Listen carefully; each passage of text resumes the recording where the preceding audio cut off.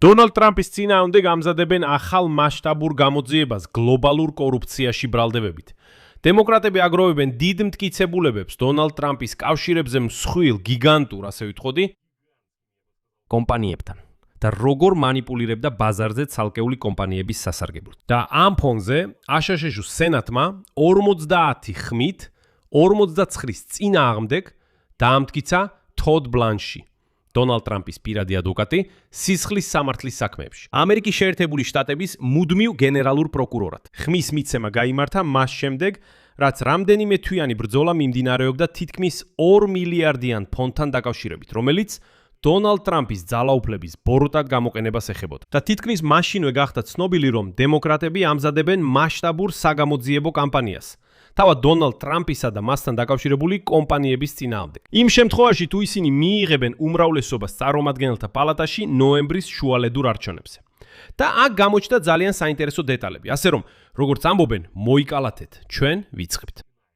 ჩემი სახელია ალექსეი პეჩი. მოდით ერთად გავარჩიოთ თოდ ბლანშის აშშ-ის გენერალურ პროკურორად დანიშვნა და დემოკრატების ეს მასშტაბური გამოძიება კორუფციულ კავშირებთან დაკავშირებით.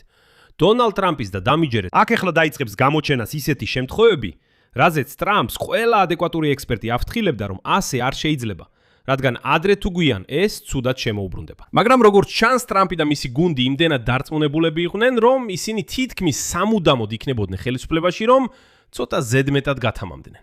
პატარა სპოილერს გავაკეთებ. გახსოვთ, როგორ რეკლამირებდა დონალდ ტრამპი ტესლას ავტომობილს თეთრი სახლის გაზონზე. აი ამის გამო ეხლა ნამდვილად მოუწევს პასუხისგება. და ეს ამ ისტორიაში ყველაზე პატარა შემთხვევაა. მაგრამ სანამ ამ გამოშვებას დავიწყებ, გთხოვთ გამოიწეროთ ეს YouTube არხი. ჩვენ 300,000 გაუნწერის ნიშნულს უახლოვდებით. ამიტომ მადლობელი ვიქნებით თითოეული თქვენი გამოწერისთვის.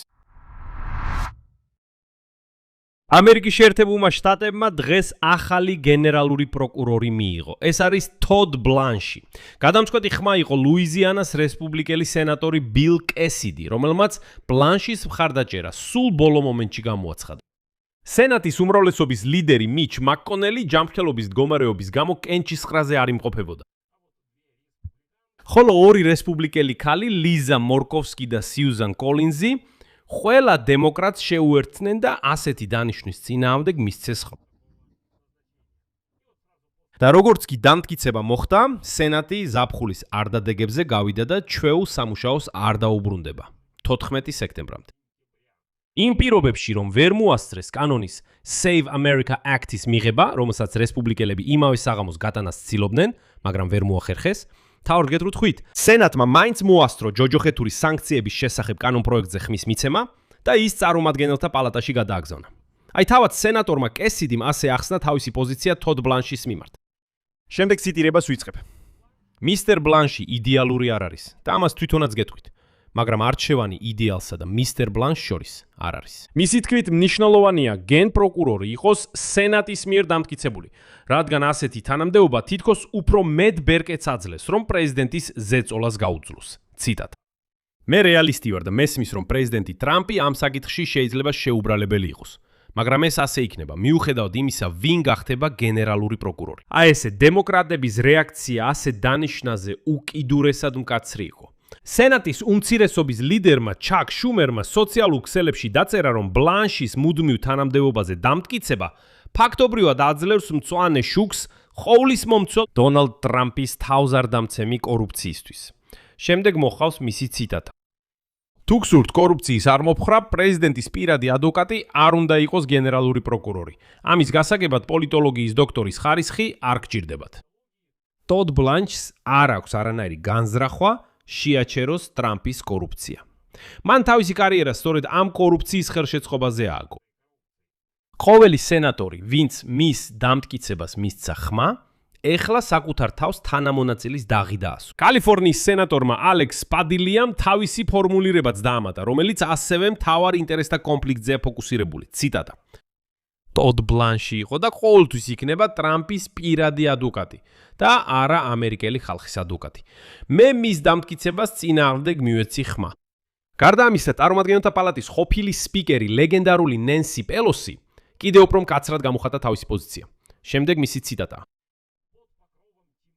ბნელში რესპუბლიკელებმა დონალდ ტრამპის პირადი ადვოკატი გენერალურ პროკურორად დაამტკიცეს. ამერიკელები იმსახურებენ იუსტიციის სამინისტროს, რომელიც იცავს კანონის უზენაესობას და არა პრეზიდენტის დასაცავად იარაღად გადაქცეულს, მისი მოკავშირეების დასაჯილდოებლად და მისი კორუფციის დასაფარად. რატომ ამბობს ნენსი პელოსი, რომ ბნელში? საქმე იმაშია, რომ ტოდ ბლანშის დანიშვნაზე ხმის მიცემა უკვე დილის 4 საათსა და 30 წუთზე ადგილობრივი დროით გაიმართა. ხმა მისცეს და მაშინვე დახურეს, როგორც ამბობენ, სენატი ჩაკეტეს და არდადეგებზე წავიდნენ. განსაკუთრებული და ძალიან კონკრეტული პრეტენზია ბლანშის მიმართ ეხება ჯეფრი ეპშტეინის საქმეს. დემოკრატებმა წარმომადგენელთა პალატის ზედამხედველობისა და სამთავრობო რეფორმების კომიტეტში უკვე მოითხოვეს თავიანთი რესპუბლიკელი თავმჯდომარის ჯეიმს კომერისგან თოდ ბლანში ფიცის ქვეშ გამოეძახებინა ჩვენების მისაცემად. იმაზე თუ როგორ კურირებს თოდ ბლანში ეპშტეინის საქმის ფაილების გამოქვეყნებას. დემოკრატების განცხადება ასე ჟღერს, ციტატა. თოდ ბლანში ხელმძღვანელობს ეპშტეინის ფაილების დამალვას.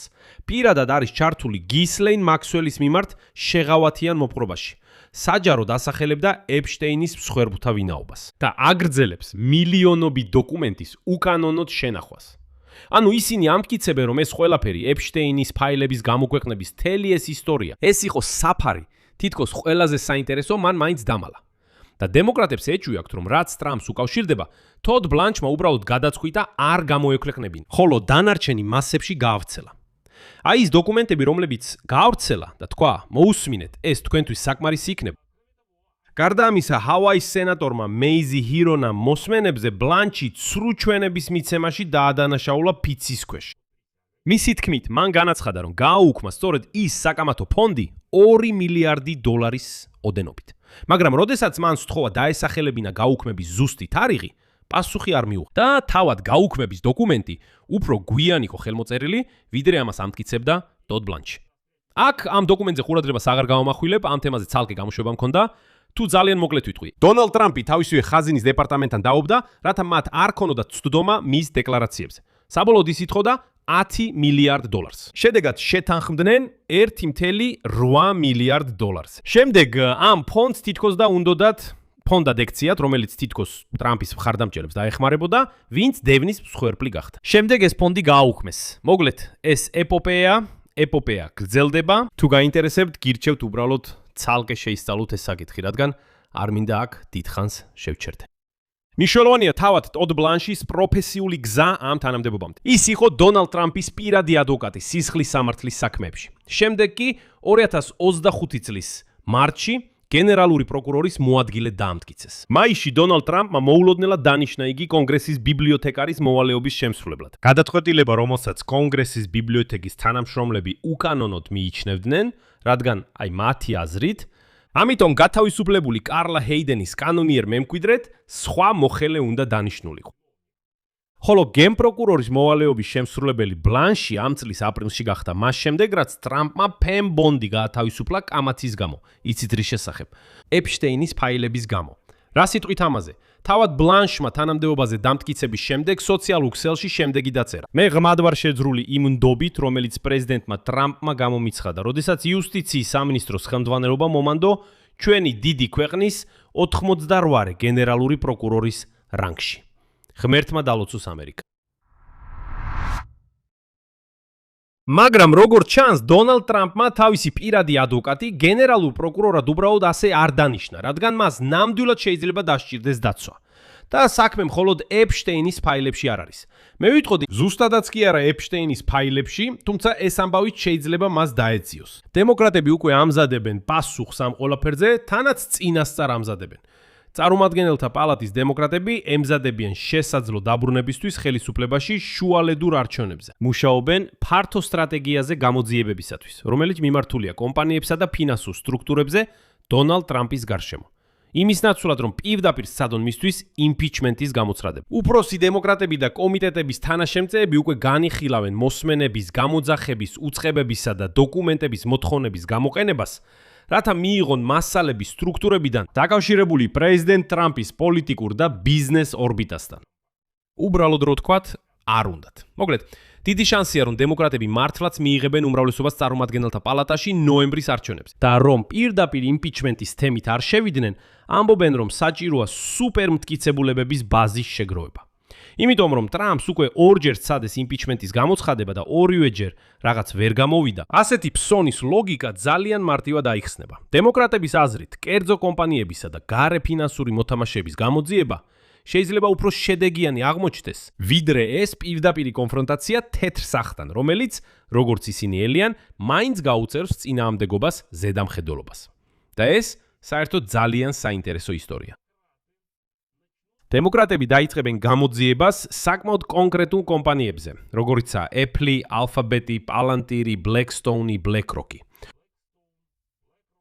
სტრუქტურები, რომლებიც ეკუთვნის Elon Musk-ს, მათ შორის კომპანია Tesla და ასე შემდეგ და ასე შემდეგ. და ეს ყველაფერი მათი კონტრაქტების ან ურთიერთქმედების გამო ადმინისტრაციასთან, დონალდ ტრამპის ადმინისტრაციასთან. და ყველაზე უწყინარ ფაქტად ასახელებენ მაგალითად დონალდ ტრამპის მიერ Tesla-ს ავტომობილების რეკლამას თეთრი სახლის გაზონზე. გახსოვთ, ეს მოხდა 2025 წელს, მაშინ ბევრი ექსპერტი აფრთხილებდა, რომ მოусმინეთ, ეს ცუდად შემოგიბრუნდებათ. ამერიკის პრეზიდენტს არ შეუძლია თეთრი სახლის გაზონზე Tesla მიიყვანოს და როგორც პოლიტიკოსმა ეს ავტომობილი დაარეკლამოს. ეს ხომ ინტერესთა კონფლიქტია. ეს იმდენად კორუფციულია. ასეთი სქემა უბრალოდ თავში არ ჯდება, თან ამას ღიადაც აკეთებთ. ამიტომ მხოლოდ ამ ფაქტზე დაყრდნობითაც კი ჩნდება უამრავი ეჭვი, რომ ტრამპი ამას უბრალოდ ასე არ აკეთებდა. რომ მას ჰიპოთეტურად შეიძლებოდა კონვერტში ფული მიეტანათ, როგორც ამბობენ. და ასე შემდეგ. და ეს ყველაზე უწყინარი მაგალითებია. კონკრეტული მიმართულება, რომელსაც დემოკრატები აპირებენ შეისწავლონ, შემდეგია. შინაგან უსაფრთხოების სამინისტროს კონტრაქტები. ფინანსირება. თეთრი სახლის საბანკეტო დარბაზის მშენებლობა. ვინ და როგორ. სხვათა შორის, იქ მისი აშენება ამერიკის პრეზიდენტის მეგობრებს აქვთ განზრახული. კორპორატიული შემოწირულობები და შესაძლო სქემები, შენ მე, მე შენ. პრინციპით. თითქოს ტრამპს შეეძლო პოლიტიკური მომსახურების გაწევა, რის სანაცვლოდაც იღებდა გარკვეულ დივიდენდებს. პლუს, აქ კიდე დემოკრატები მიანიშნებენ, რომ საჭიროა ამერიკის პრეზიდენტის განცხადებების გარკვევა. თითქოს ძალიან ხშირად, მანამდე სანამ ის გააკეთებს რომელიმე ხმაურიან განცხადებას, გარკვეული ადამიანები შედიან და მაგალითად იწყებენ რომელიმე აქციების გაყიდვას ან ყიდვას ბაზარზე. და ამ გზით შემდეგ ისინი უბრალოდ უზარმაზარ მოგებაში აღმოჩნდებიან. აი ესე. რა ხდება შემდეგ? ცალკე მზადდება გამოძიება ტრამპთან დაკავშირებული ფინანსური სტრუქტურების, მათ შორის ვენჩურული კომპანიის 1799 კაპიტალის მიმართ, სადაც ჩართულია მისი ვაჟი დონალდ ტრამპ უმცროსი. მოთხოვნის წერილები უკვე გაგზავნილია რამდენიმე სტრუქტურაში, კერძოდ მედია კომპანია Paramount-ში, Warner Bros-თან გარიგების შესახებ. ვიდეო პლატფორმა YouTube-სა და მის დედა კომპანიაში Alphabet ტრამპთან 24.5 მილიონი დოლარის შეთანხმების თაობაზე, რომელიც სექტემბერში შედგა. პირადი ციხეების ოპერატორ კომპანია Geo Group-სა და დაცვის ფირმა Salus Worldwide Solutions შინაგან უსაფრთხოების სამინისტროსთან კონტრაქტების გამო. ასევე ნედლეულის ტრეიდერებს Vitalსა და Trafigura-ს ადმინისტრაციის მიერ ვენესუელური ნავთობის გაპიდოსთან დაკავშირებით. ეს კიდევ ერთი უცნაური სქემაა და მასაც გამოიძიებენ. თუ გამოძიება საკმარისად სერიოზულ საფუძვლებს გამოავლენს, დემოკრატები ახალი იმპიჩმენტის შესაძლებლობას არ გამორიცხავენ, თუმცა ჯერ მტკიცებულებების მოგროვებას აპირებენ. და ეს ორი ისტორია სინამდვილეში ერთმანეთთან არის დაკავშირებული.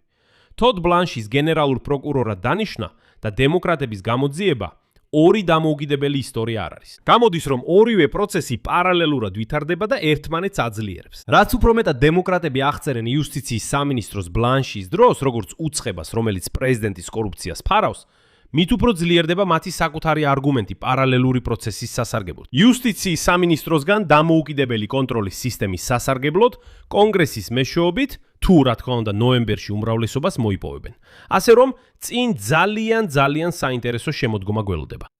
აქ სამთერდის დავშვამ, თქვენი აზრი და დასკვნები დაწერეთ კომენტარებში ამ გამოშვების ქვეშ, გამოიწერეთ არხი, დააწყაპოთ ზარზე და არ დაგავიწყდეთ ლაიქის დაჭერა. სულ ეს იყო. იზრუნეთ საკუთარ თავზე, ყველას მშვიდობით.